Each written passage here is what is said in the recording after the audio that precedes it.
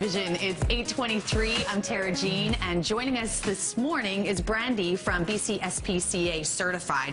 We're going to wrap our heads around this morning what all the labels mean when it comes to buying your eggs and your poultry. Welcome to the show. Thanks for having me. I know from just the chats that we've had off the air a moment ago, I thought I knew what I was buying, and I've realized I don't. So this is some really important information. Also information about what you're buying when you go to the summer markets this weekend as well.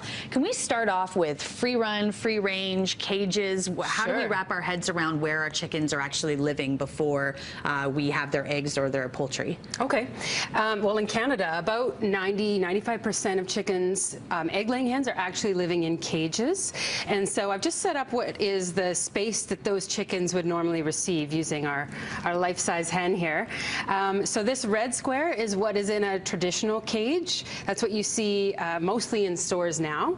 And this orangey yellow square here is what the industry's switching to. They're going to a more modern cage. They're calling it an enriched cage. So it's just showing the differences in space for those hens in those two systems. So I have never seen that before, and to me, if this is what the size of a chicken is, that's shocking that that's the size of cage they're living in. It's very small, yes. And when can we expect the bigger cages to be?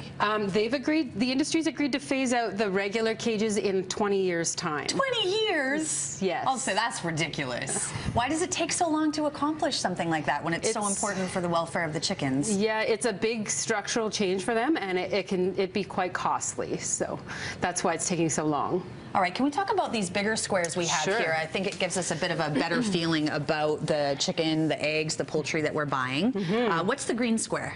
So the green square is our SPCA certified label. It's more space in the indoor environment for that chicken. So if you put this hen in there, you can see per chicken there's a lot more space there. And then they're also going to be able to be moving around. They're moving around as well, sharing that space. So that's right. Yeah. Okay, and then the pink one? The pink one, this is organic, certified organic, which you see on a lot of eggs in Canada as well.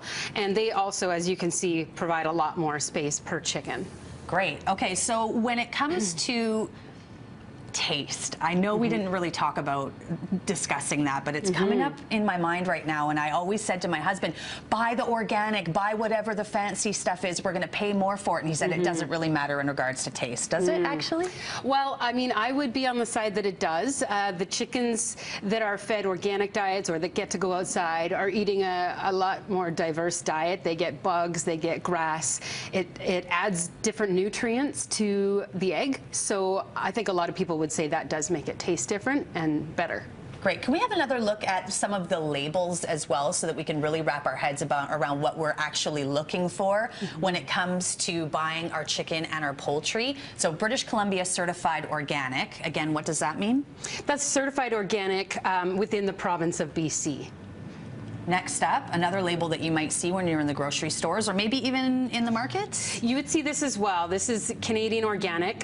This is the Canadian standard used across the country, but it's certified by each province. That's why some you'd see BC organic, but it's still the same standard. Okay, and one final label that we might see, and Brandy, you are from the SPCA, so you would understand what and why you're certifying this for. Yes, and this is our animal welfare certification, so it guarantees better raising and treatment of the hens than what is considered standard practice on farms. I do want to ask you one more question because sometimes I'm a bit of a letter writer and I want to really get involved in things when it comes especially to animal welfare and the food that we're putting on our plates for our family. So what if I want to get really involved and actually go to a farm? Is that possible, or am I just going to get kind of a snubby nose?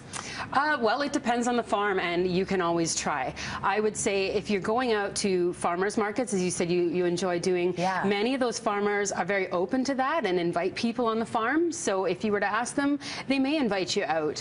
And I think that's a good thing. It's harder to say with the really large-scale ones whether they'd be interested in having you out. They tend to be a little more concerned with biosecurity and things like that. Great. Well, thank you so much, Brandy. Thank you. I'll be doing that this weekend when I enjoy the Ladner Farmers Market, which is happening on Sunday. We'll have more Breakfast Television coming up in the next few minutes.